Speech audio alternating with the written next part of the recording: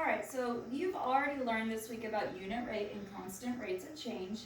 So we're just going to build on that same concept. And with, like, we've done this all week. With unit rate, you have K. With constant rate of change, you use K. With linear relationships, we're going to start using the term M. M means the same thing as K. We're just using a different letter.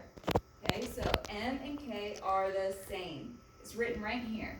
M, if you flip over to the front of your foldable, M right here is another word, or another letter I should say, for slope. Slope talks about the angle or the tilt of a line. So how steep something is. If you're walking up a mountain, the side of a mountain is going to be pretty steep. If you're walking up a hill, it might not be as steep. Okay, so it has to do with steepness. We also are going to add something a little bit extra in here. So we've been talking about proportional relationships this whole time with unit rate and constant rates of change. But sometimes when you work out an equation, it can also be non-proportional.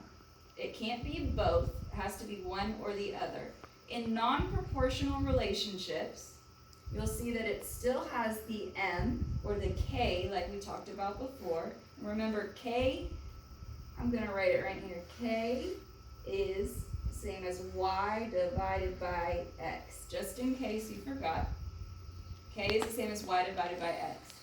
So right here, this is the same as K. You have your slope times X, and then you have this little extra bit. Anytime you have a little extra bit after your slope and your variable, this is what we call the y-intercept. It makes it non-proportional. Okay, so if you flip your foldable to the front, you'll see up here you have the B is the y-intercept.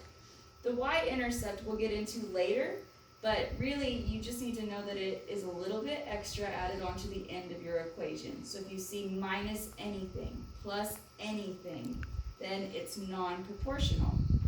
So we're going to look at how to solve tables to find out if they're proportional or non-proportional and see which equations match.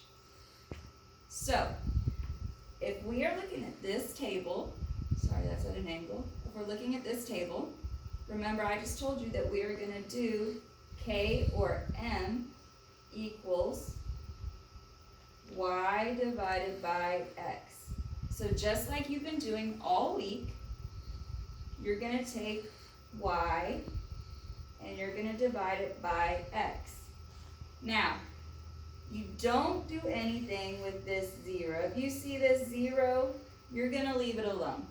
Because anytime you have that 0, it's going to throw things off.